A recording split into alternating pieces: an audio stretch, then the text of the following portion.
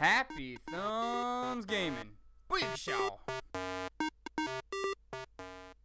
Hey everybody, it's Brian with HappyThumbsGaming. Today we're checking out Trophy Downgrade for Sly Cooper Thieves in Time. The Downgrade Trophy requires you to complete any alter ego without leveling up once. Basically, the alter ego are like your hacks where you go in.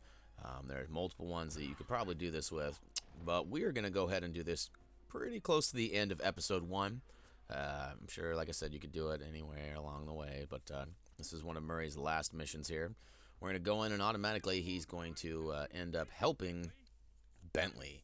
And Bentley immediately jumps in and helps us by hacking this area. So one important factor that you should note is that you can use the restart to last checkpoint and start over here. I found this one to be a little tricky, and there may be a better level to do this on, but I haven't gotten further at this point, so I don't know what's in store for me, and usually the earlier levels are usually the less difficult levels. So at this time, we will go ahead and recommend that you try this earlier than later. It does not, again, have to specifically be here, and there could be an easier one, and if there is, we'll make sure to note that either in the video or down below. But as you can see, Bentley on steroids with a jetpack is going to go ahead and fly his way through here. I guess if you're going to create like an alter ego persona, you're going to want to make it, you know, pretty awesome, right? You're not going to make it wimpy and inferior to your normal person. You're probably going to make them better, at least in some aspects. So, all right. So again, we can't use any power-ups in this. And the power-ups are actually those yellow floating stars with the little halos around them that I'm shooting by. Pew, pew, pew, pew. You got to stay away from those. If you get any of those, you must restart because you will not get the downgrade trophy. You need to not get any of them by the end of this. So, to be completely honest with you, I didn't even know if the bomb counted. If you think about it, technically a grenade would be an upgrade from not having one, so I didn't pick it up.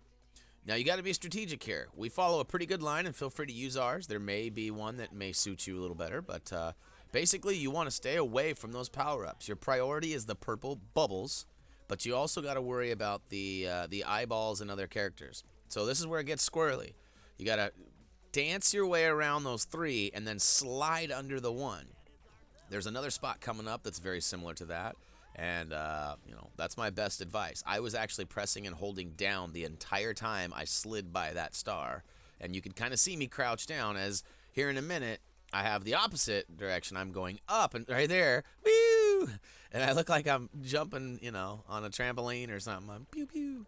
So here we go, back to up again. Ready? Psych, we go down. We go down. We go down, go down. Pew pew. All right, and then look at me ducking down as I go by. If you were not ducking down, you would have picked that up. The good news is you can take damage. You can run into things as long as it's not a power-up. So just keep avoiding those power-ups all the way through. And again, feel free to use our line if it helps you get through here. And we are almost to the end boss, which we do got a little piece of advice to fight this boss to avoid the power-ups and quickly do it without dying and having to restart at the last checkpoint or anything like that. As you can see, you're going to slide right through here. And we're going to back up just a little bit, and then we're going to get comfortable right in this zone right here. You want to be just before the middle stars there, but just past the other one. And here in a minute, I actually get zapped and hit. The floating ghost eyeball will go through anything and hit you no matter where you are. But that zapper, as you can see, will not go through the blue blocks. So I quickly figured that out. But it's important that you stay low. I guess you could do it high from the same angle. But as you can see, I can actually hit him and damage him from where I'm at. So it might take you a little bit of finesse getting you in the right exact spot, but use your right analog stick to blast his eyeball. Pow, right in the kisser. Hack complete. Wait for it. Wait for it. Booyakashow! Downgrade trophy!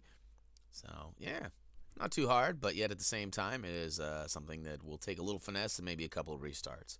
But regardless, that'll go ahead and wrap up Sly Cooper Thieves in Time, where we showed you how to get the Downgrade Trophy. Feel free to hop on over to Facebook and Twitter and subscribe and vote if you like what we're doing over here, because we do this for you. And as always, until next time,